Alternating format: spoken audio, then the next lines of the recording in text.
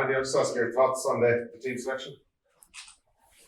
Well, it's pretty similar, isn't it? Which is a good thing, which means we're healthy enough, So, bit of continuity in being together for 12 days before the first game, and then a few sore bodies after the game, like it always is. First game up in the Six Nations, but that continuity gives us a nice balance to go forward with this week. There was a question mark about Conor Murray's participation. Can you tell us about his situation and if you think he's going to be okay to start? Oh, he's good. He's good to go. Yeah, in good spirits, and for personal reasons, I'd like to keep that as it is. And just in terms of the game itself, you talk a lot about the atmosphere here, being at home and the crowd for such a crucial game. How important is that the atmosphere is right, that the crowd is up for the game on Saturday? Well, yeah, they're definitely going to be up for it, aren't they? Everyone's looking forward to this. I mean, we've had half a day off today. I've been walking around Sandymount there, and everyone's pumped in Sandymount. It's, I wish I was going to the game, walking down to the game with my mates or the family, with the kids, because this is the type of game that everyone wants to be part of, and home advantage has to be a weapon for us, doesn't it? I think we've all got a responsibility for that. Andy, how much does the blow of Dan Sheehan disrupt things for you as a coach and for the whole coaching team tactically? Disrupt? It's not nice for Dan. Obviously, he's a fantastic player at the top of his form, isn't he? So anyone, I suppose, would miss a player in that type of form of what Dan's in at this moment in time. But at the same time, I sound like a broken record at this moment in time. He's great. He's great in the sense that this is exactly what's going to happen down the track in the World Cup. International rugby is only going to get bigger and better, and so therefore it's always going to be about the squad. When you get to the World Cup, you've a smaller squad.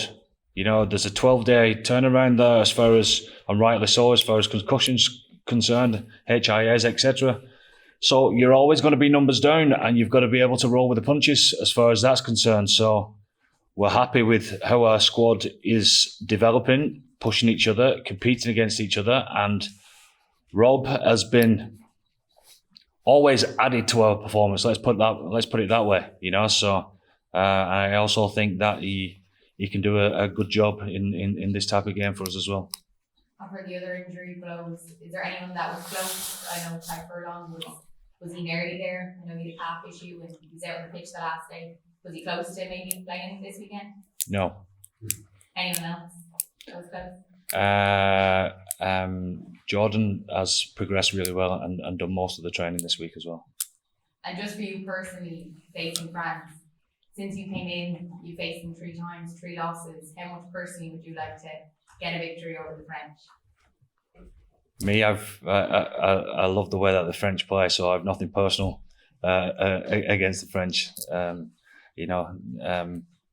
But it's another big game, isn't it? It's another big game that we're playing at home, and there's extra spice out there because of what everyone knows. 2 good teams going at it, but it's the second game of the Six Nations, and the other 3 after this one are going to be just as important. Thanks, Andy. And if you look at some of the times Ireland have beat France over the last 20 years, maybe it wasn't a French team at the peak of their powers. These are Grand Slam champions. How significant do you think a victory tomorrow, given how good France would be for Ireland? I think they're a fantastic team. I was actually speaking to Fabien Galtier at the launch. I've congratulated him on it wasn't just an unbelievable year for him, was it? I mean, he couldn't have done any better. Going unbeaten and playing the way that they've played, and I think it speaks volumes for where they're at this moment in time, and I think the coaching staff there and obviously the backroom staff and the players alike have got something really going in French rugby. French rugby in general, I think, is buzzing at this moment in time. We've all seen that. So, but I think what's been very impressive about them is the temperament. You know, they've got a plan A, B, and C, and maybe a D as well. And you know, when things have not been going their way, they've always found a way to win. Certainly over the last 12 months. So in that regard, any type of victory against a side like that is going to be a big performance. James Ryan's going to win his 50th cap. And maybe 3 years ago, Brian O'Driscoll singled him out as a great athlete, but not necessarily somebody who imposes his game physically. How hard has he worked over the last couple of years, and have you seen what he put down his form over the last year or two? Do you think Brian's comments on hit home at any level and inspired? Well, ask his peers. What do they think James Ryan brings? And they think he brings the physicality to our game. In fact, that's what they look up to him for. So that's an improvement in the last two. Well, there's a responsibility, isn't there? Because he's a leader within our group, and James recognises that, and you know, you've certainly seen that in his last game, anyway. Andy, what was your impression of the French performance last week against Italy? I still see the same dangers all over the park. I still see them being hard, aggressive at the breakdown. I still see them being very good as far as broken field play is concerned. I still see them being aggressive as far as the up and in defensive line speed is concerned. The set piece is still pretty strong, you know. And again, they found a way to win, didn't they? They found a way to win. So we know that after the first game, we expect ourselves to be better, and I'm sure that they will be as well. So we both know the magnitude of the game, so therefore I expect France to be at the best. One of the most impressive aspects of their games is Sean Edwards came on board for line speed. How do you counteract that tomorrow? By playing our own game, making sure that we courageous enough to take our game towards them and ask them questions of their defence, and that's the only mindset that you can have, and that's got to be for an 80-minute performance, because to be able to break them down is pretty difficult, but we've got to believe that we can. And you'll come up against your tactically against your old Wigan teammate Sean Edwards, and of course we now have Kevin Sinfield and Mike Forshaw. What team of coaches from a rugby league background, what impact do you think all you guys have in coaching in rugby union?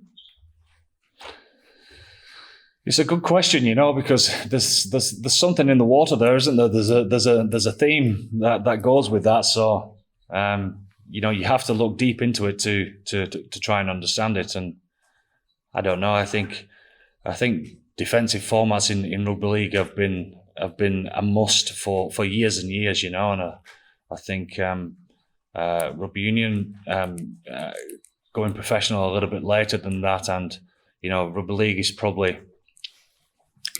there's a real heightened sense of awareness as far as defence is concerned. In fact, if you're a good defensive side, it's you're looked upon in a better light really than a good attacking side. So defence always wins games, you know. The attack is always by how much. So I think it's just the pressures that they've come through and how much it means to them that's brought it through in their own coaching, you know, and their own personalities put to that is something that's obviously helping them along in their careers as well. And in what ways do you think you've grown or improved as a team since the last time you played France? Well, we'll see tomorrow. We certainly think we have, but again, you know, we nearly got there in Paris last year, but nearly is not quite good enough. So therefore, lessons learned. I think they're well documented as far as being ourselves and taking our game to them, etc. You know, so transferring that to the field tomorrow is obviously the aim, but the French are going to have a big say in that as well.